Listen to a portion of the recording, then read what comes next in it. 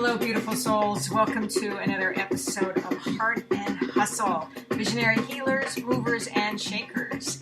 I am your host, Paulette Rees-Denis, and I am so excited to bring you yet another exciting deep dive interview of people who are creating change in the world, helping the world become a better place, and also living the life of their dreams, manifesting all that they want to be, all that they are, and bringing their soul purpose to the world. So I'm so glad you're here with us today. I'd love to know what you think. Share your comments. Please subscribe. Stay with me and follow along with all these beautiful interviews with all these amazing magic makers. Again, Heart and Hustle, Visionary Healers, Movers, and Shakers. And I hope to hear from you soon. Okay, my friends, welcome to part 3 of this beautiful special interview that my friend Samantha White is doing with me. And as we've turned the tables, it's not me interviewing her, it's her interviewing me, but really we're just having a really great discussion. Conversation. And she's fabulous, and she's a writer, and we've been talking about words and writing, and I just told her that I've been going through some of my poems that are going to go in my next book. And so I'm going to open with this because today we're going to talk about making magic. So in my coaching program, it's called Movement, Momentum, and Magic. And the whole idea is that movement, physical movement, brain movement, spiritual movement, we all need to move, all of those things, right? And that creates momentum for you to keep moving forward with your life and with your desires and clarifying your desires. And that creates your magic, right? Because yes. I believe that we're here to live with everyday magic. I want to be in awe. I want to look around myself every day and just like, oh, what's happening? This is just so awesome. I want to be inspired by people. I want to be inspired by nature. I want to be inspired by all the dogs. Yeah. We're talking about, we have a dog thing going on today. And so, Samantha, do you have anything to say about that? I do. Thank you for asking. The thing that popped for me when you were speaking was because being a word person and is movement, momentum, magic is it is. Because that sound that we make when something's really good and yummy and fulfilling, and that just occurred to me. Oh, I never even thought about that. I like it. I love that. Yeah, so that came up for me. And the other thing, if you'd like, I'm curious. I mean, magic is a word that I hear frequently. I move in circles where people speak about magic. I know many wonderful pagans, and there's talk of magic in many spiritual communities. What I'm curious about is how do you conceptualize that? What does that really mean to you when you say magic? If you could speak about what it really is for Paulette. So yes, you can look at magic on all those different levels. You can look at those in the witchy realm, which I am, the pagan realm, spells and witchcraft, but really, what is magic? Magic is moving energy. Okay. On whatever, level of that you want to dive into, it's moving energy, it's creating, it's bringing intention into something. It could be bringing intention into your life. It could be bringing intention into a project like my book. Like the book. And it's shifting the energy. And so what it does is it changes your state. Yes. right? And, especially, let's say you are just feeling down. Well, you change your state, you shift your energy, and that's creating magic. You, or another way to look at it is you can go on a beauty walk every day, which I do every morning with my dog. And I'm so full of gratitude. And I so look at the beauty that surrounds me. And to me, that's magic. Every day is a new day. Every day is different. Every day is creating a new way of magic. Does that make sense? Yes, yes. So are you saying that it's a process of putting yourself into a state where you're cooperating with the flow of energy of life? Yes. Wow, that's a great way to put it. That's a really great way. It's like connecting with the universe, connecting with the way of life.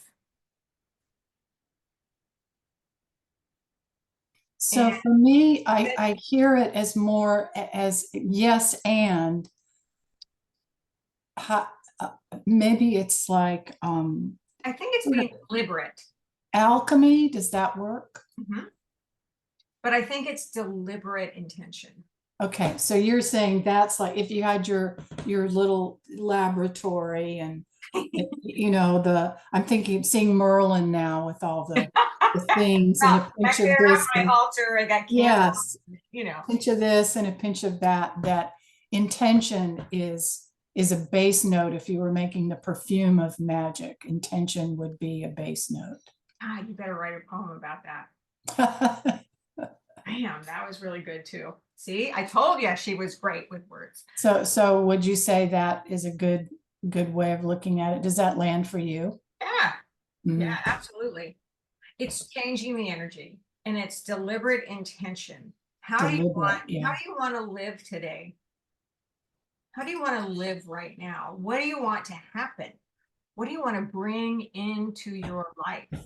You've moved your body, you've moved your spirit, you've gained some momentum, and now you're starting to create your own magic. What do you want to create?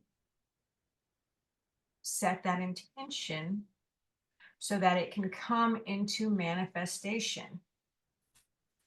So it's kind of like you're co-creating with the universe or Yeah, God or your angel yes, or yes, go with that. yes. Maybe making yourself available through movement and momentum. So what I wonder is, would you be willing to give a little story or a big story about something in your life that you put deliberate intention on and felt that what was revealed was magical? Oh wow. Wow. Is it hard to pick one? Ah, wow. Yes, it is hard to pick one because I do it every day. Um, Well, in, maybe something you in did a, yesterday. in a big picture, I mean, I create money flow. I create well-being. Um, I manifested my house. You want to tell me that story? Sure. So one of the, I think I may have already said this, but way back in the days of what year? I mean, we're really going back some years, but um, it became so prevalent, so real to me is that I set an intention for what I wanted in a house in Portland. Mhm. In Portland, I knew what I wanted. I knew what I didn't want. Looked at several houses, and all of a sudden, it was like, "Here's this ad in the paper," and I said, "Jeff, go buy that house. Okay. I have to go teach a dance class, or I have to perform this morning." I was doing something. Uh-huh, uh-huh. I said, "Jeff, just go buy that house. This is it. That's everything we wanted." And bam, it was. Uh-huh. He went and bought it. Uh-huh.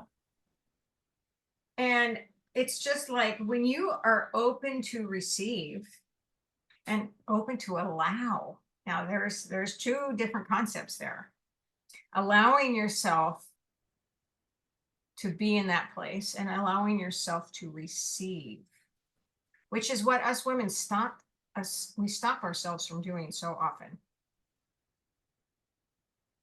We stop ourselves from letting ourselves have that thing, or, for any millions of reasons. I'm not worthy. I'm not good enough. No, I got to take care of that first. I can't have that dream house. I can't have that job. I can't be a famous artist.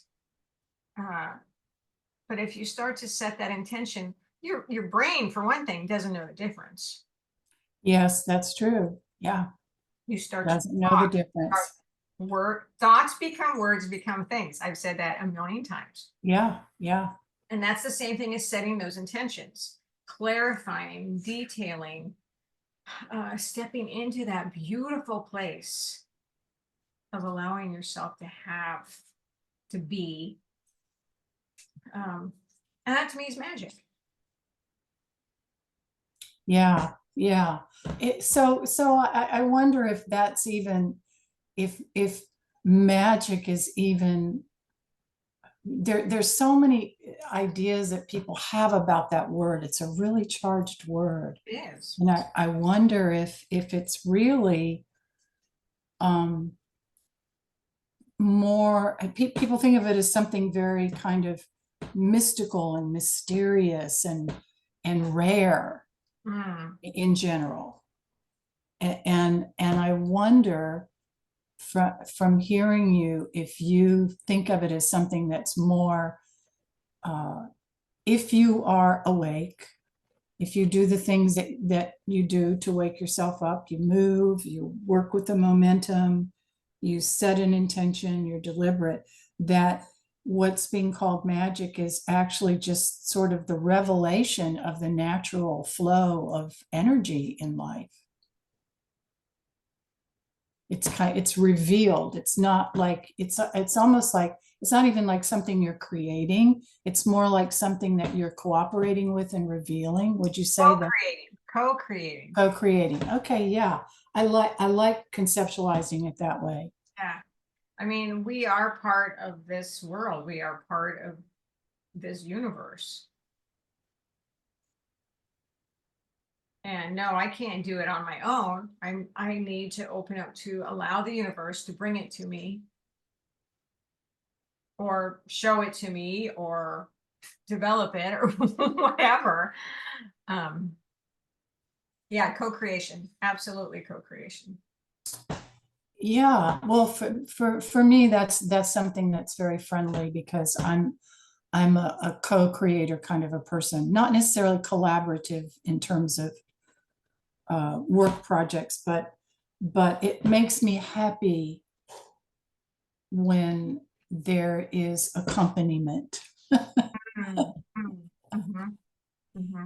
And it's kind of a sweet thought to think of. It never, because I was in a spiritual community and a lot of new age kind of context for a long time, and the whole thing of like, I'm creating this thing, I'm manifesting this thing, was just it, that way of conceptualizing never really sat right with me. And I like the way of conceptualizing, of co-creating, of cooperating. So here's Yeah. another really good example of that. Okay, good. And I'm going to go back many years too. Okay. I talk about this often, but at one point when I was developing my dance company and I was developing this particular style, which I really hadn't planned on doing, all I really wanted to do was dance. And all I really felt about this feeling of this dance was bringing women of the world together. Okay. 30 years ago now, I have done I I mean, it has happened. And that's just before computers, for God's sake. Yeah. Just like before internet, before anything. Yeah. But I was so in the zone, and I was so connected, co-creating. I was so connected, and I didn't even think twice about it. Like, I didn't stop myself, and that's where so many people get stuck, is they stop themselves. I manifested, I dreamed, I had spirit coming through me. I developed the style, and it was just like I was connected. Oh, I'm getting goosebumps. I was connected. Yeah, me too. I was connected with women from the past, and that was making magic right there. Say more about what that is. So this dance style is very intrinsic. It's very it's in every woman's body. Mm. They think they can dance or not, that doesn't matter. That's not the point. We have this women's body that fertile, and not only do we birth babies, we birth ideas and projects, and we have hips, and we move our bodies, and whether we're planting crops, or we're helping someone have a baby, or we're just bringing pleasure into ourselves. It's documented through the ages, and it's also documented from country to country to country to country, that there's similar, again, way before computers and all that stuff, similar movements that these women did to bring joy, to bring life, to bring power, to empower, to make the crops grow, to make it rain, to have babies. Yes. And I stepped into that place, but it was really important for me that this dance was for women of today. I didn't want to be a woman from, thousands of years ago, but I wanted to be inspired by, I wanted to keep the integrity. Mm. And it's really what I talk with my students about all the time, is to keep the integrity of this dance. It's not traditional. It's based on tradition, and it's natural in our bodies, and it's healthy, and it's empowering, and it's beautiful, and it's sensual, and it makes us feel good. So anyway, the whole, I go off a lot. The whole idea, I'm going with you. It's okay. We're good.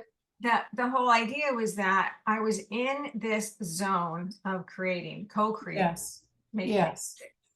And at the time,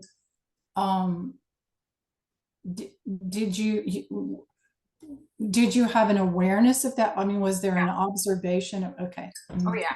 I'd walk into dance class and I said, "You guys, I just dreamed this last night. Let's do this." Okay. All And right. they're like, "Yeah." Okay. So I had beautiful guinea pigs in all my dances. I just dreamed this last night. Oh, I love that. And so the point is that I was intentionally creating this, but I was allowing it to flow through me. Yes. So would you say that your intention was quite broad? Yeah. And I mean, part of me didn't even know what was happening. Oh, fascinating. Because I mean, 30 years ago, I didn't know that I was going to have this global dance company. Yeah. Yeah. We were dancing. Yeah. So it wasn't an intention, I'm going to have a global dance company. No. But it was a very clear, non-contradicted intention. Would you say that? Yeah. It's like, let's just do this. Let's have fun.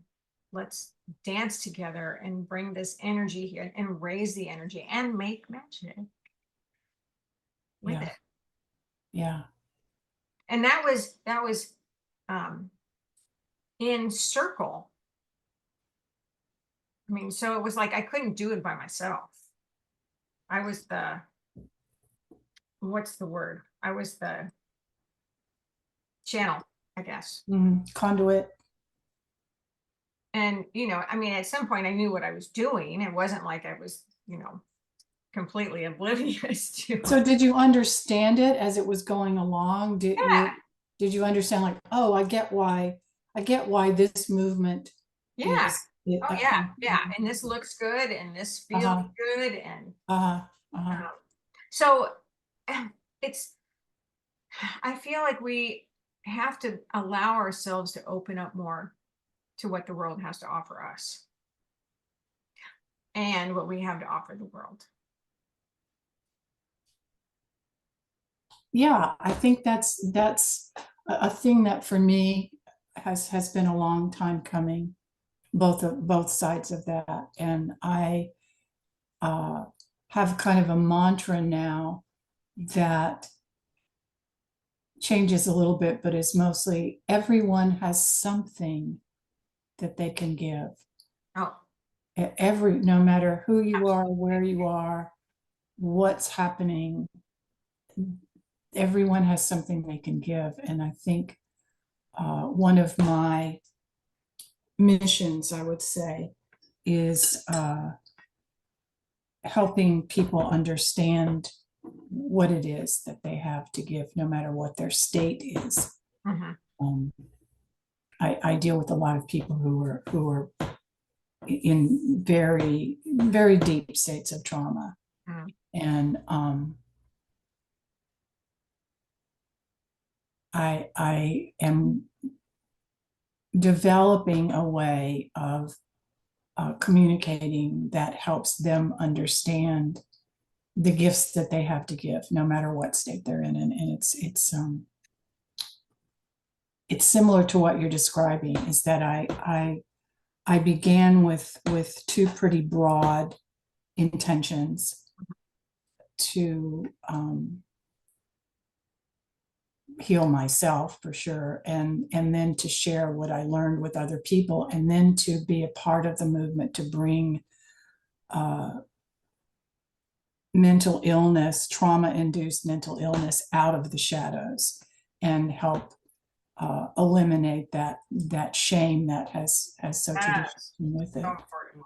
So I feel like it's kind of a similar process to what you're describing, and I see how it has developed over time, and ways that surprise me. But it's like that thing of everything starts with idea, Mm. and maybe that's what you're saying about intention is that idea that's like a seed. Well, and if you think about it, I mean,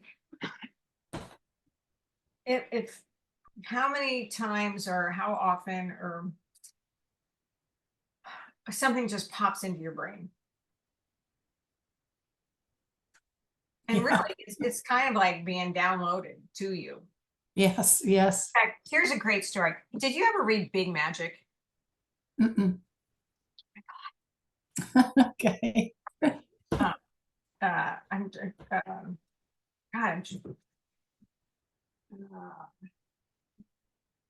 I can't believe I'm drawing a blank on her name because she's like my favorite person in the world.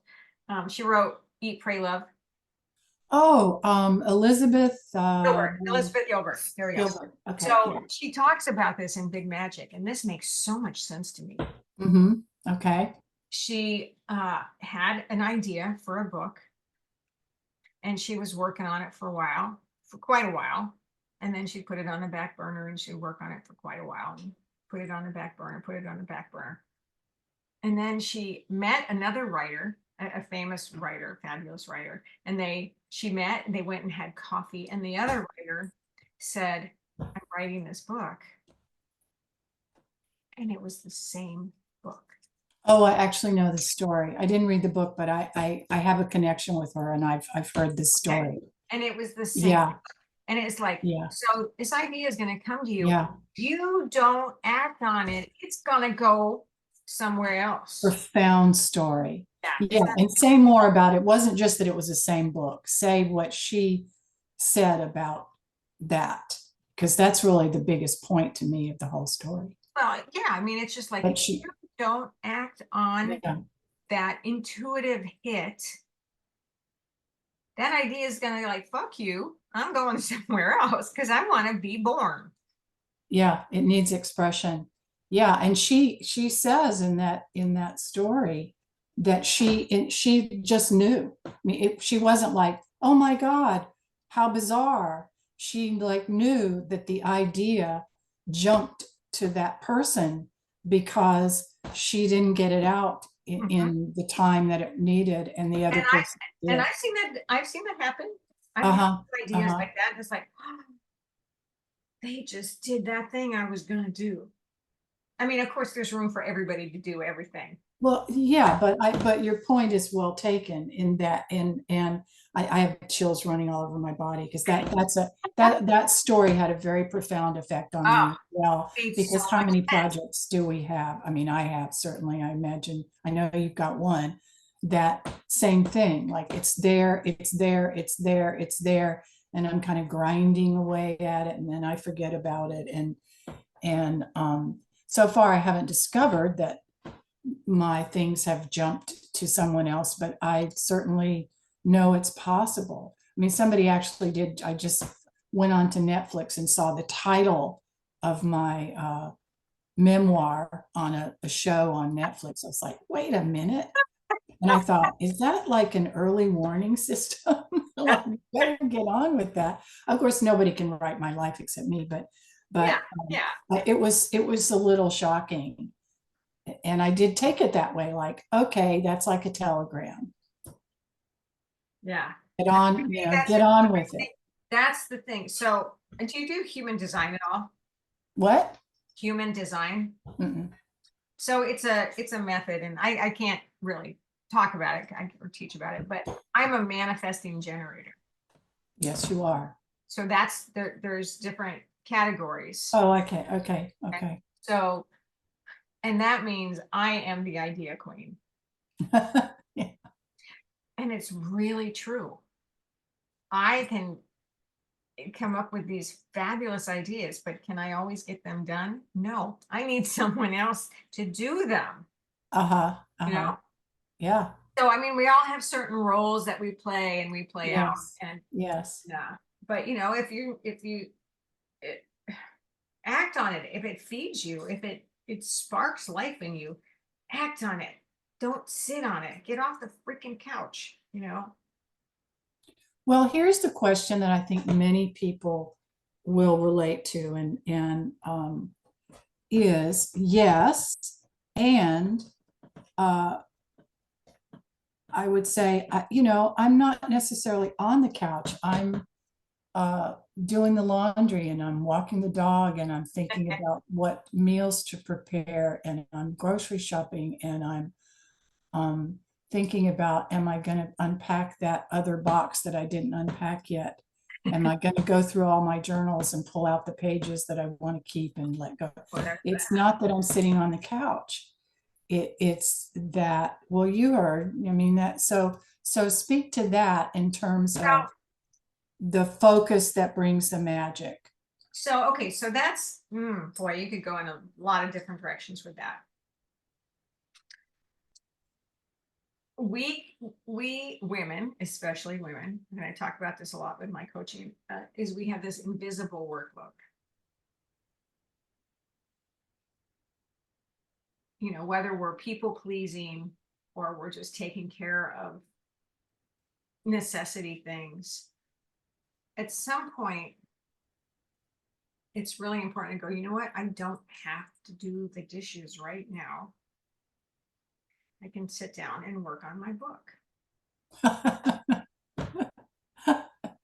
Okay. I don't have to iron right now, or I don't have to uh, feed the dog. Well, maybe you have to feed the dog, but Well, you got to feed the dog. yeah, you got to feed the dog. You got to do whatever for the But dog. and I'm really good at this. I'm really good at self-sabotaging. Oh, I think I'm just gonna go try this new recipe instead of, you know, write this book thing or whatever.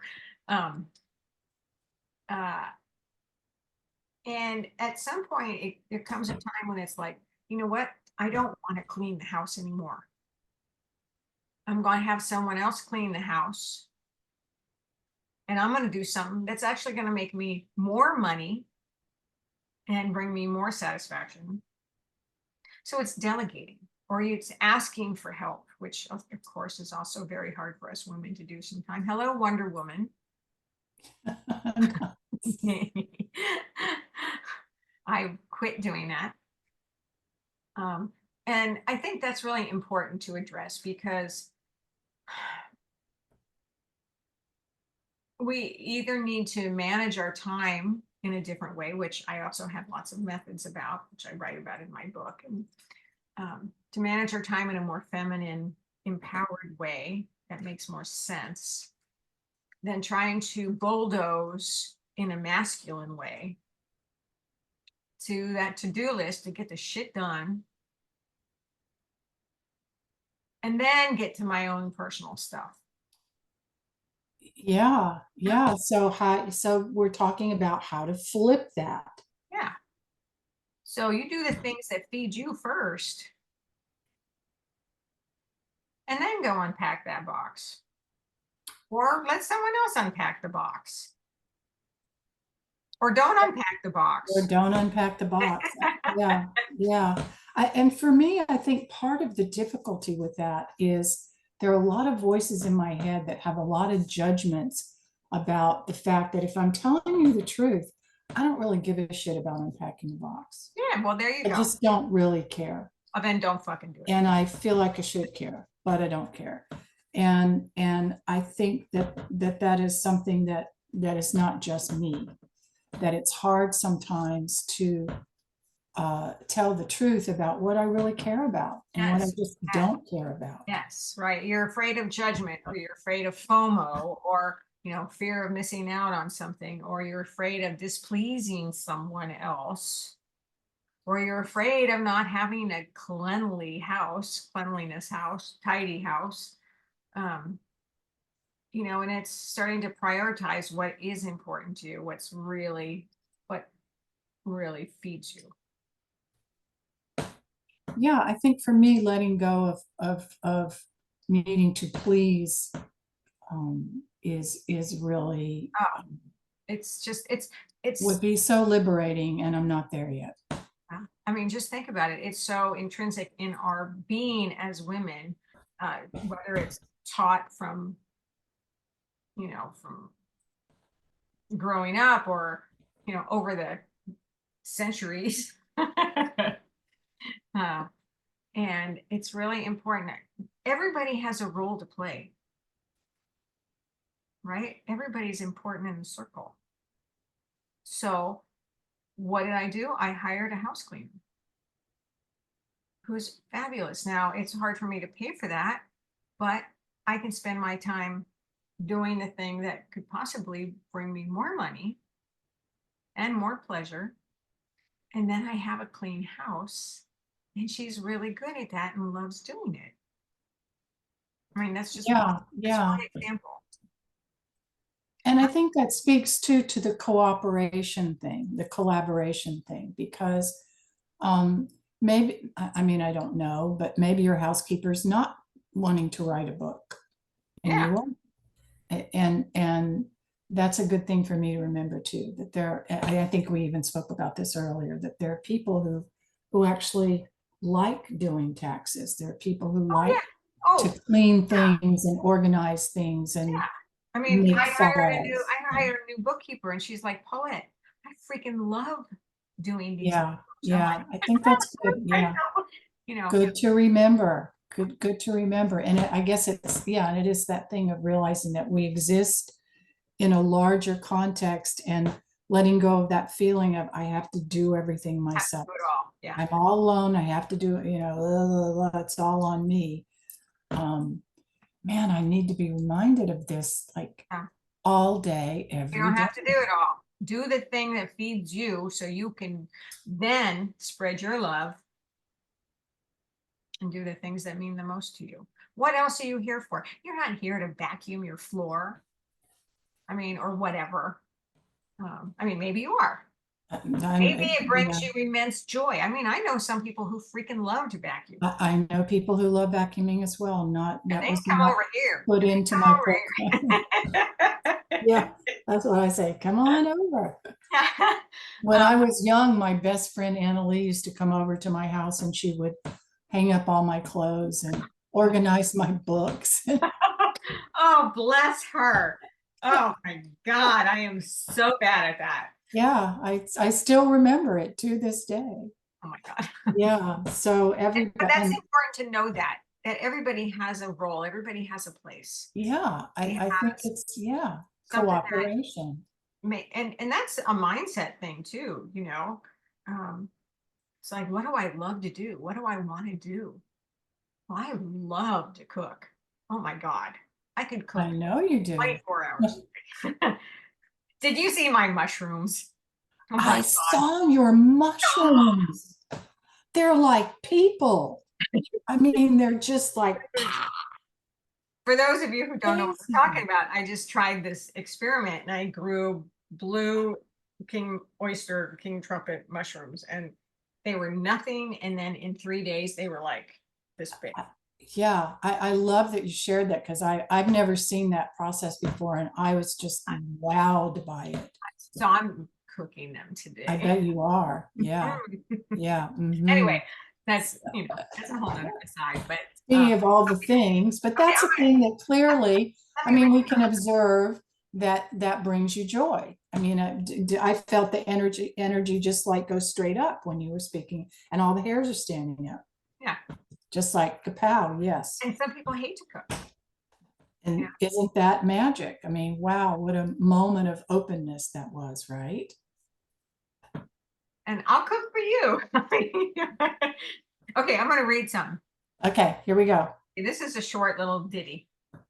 So, and I'm going to preface it a little bit. So back in Portland, I was in a writing group, and uh, we got together. I think it was only once a month, um, and spent a couple hours writing and drinking wine and sharing our words. And uh, I found that I actually was writing a little bit more erotica, Aha. which was really fun. So this kind of touches on that, All righty. um, but it talks about magic. She felt the magic burning deep in her womb, building momentum as it sifted and shifted through her body. Trembling, she cruised, low riding softly, again allowing the force to increase, bridging the union of her lover with her soul. Mm. Deep within, volcanic eruptions waiting, kept simmering, shimmering, until the finale to overflow, outpouring, her desires come truly into fruition and beauty.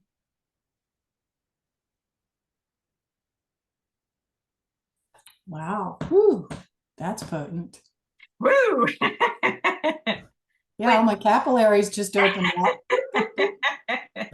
And the reason I wanted to read that, because talking about magic, is when you identify and you connect so deeply with that thing,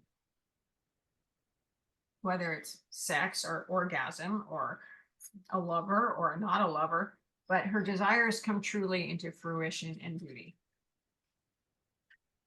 And that's coming into clarity with your desires and allowing them and receiving them, you know, and us women have to stand up and be that. We have to allow us to have those things. Because if you're like dripping with all that beautiful, juicy creation, what's going to happen? Well, stay tuned. To be continued. Yeah, it's a great question. What's going to happen? Oh my goodness. Yeah, I love that question. I always love a good question. One of my favorite teachers said, Samantha, uh, be sure that the questions that you're asking are the questions you really want the answers to, because all questions will be answered. Ooh, Oh, okay. Good to know. very good. Yeah. So is there anything else you would like to express in this I magical think moment? we are good. I was going to read this Yeah. other thing, but I don't think I need to. I think we're good. And Yeah, I feel the energy feels just right, doesn't it? Where yeah, it's yeah, sparkly and that feels really good. You're let's awesome. use it. Let's go out and use it. Bring those desires into fruition, right? In Make beauty. some magic. Yeah. Make some. Yeah. Well, thank you for your beauty and your sharing and your power. Thank you. And I thank you, Samantha, for those again who are just kind of viewing in. I've been doing this Heart and Hustle interview series for going on 6 years now, which is great because I get so excited about talking to people and meeting people and sharing them with you, Yeah. sharing their dreams and their businesses and how they did this thing and what, all the things, healing and business development, and entrepreneurship and artistry and creativity. And I love that. And then Samantha said, Paulette, we're going to interview you. And so this is a three-part series, which has been really fun. You're so amazing, and so I'm so delighted to reconnect with you, especially in this way. And we get to share this with everybody. And so everyone out there in Heart and Hustle Land, oh, let me know what you think. Let us know what you think of this series and questions and comments. I'd love to hear it all.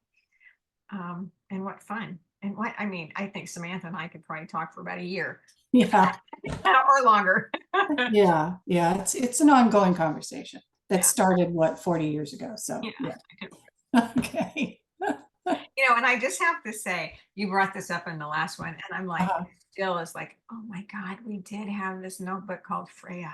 yeah, we had Freya. Yeah. God bless Freya wherever you are. I know. You Freya are. was a collaboration, a It co-creation, was a co-creation and a collaboration. and just talking back and forth in a journal. Yeah. Yeah. It was very sweet. And I'm so grateful that despite the pause of however many decades, it seems the conversation is easy to pick up and continue. And I'm super grateful for that. It's been just so much fun for me to do this with you. And thank you for saying yes. So fun. So fun. Yeah. All right, my loves. All of you out there in Heart and Hustle Land, thank you again for sharing time with us and sharing space with us and having to listen. And may you go out and create your own magic. Bye for Until we now. meet again, any blessings.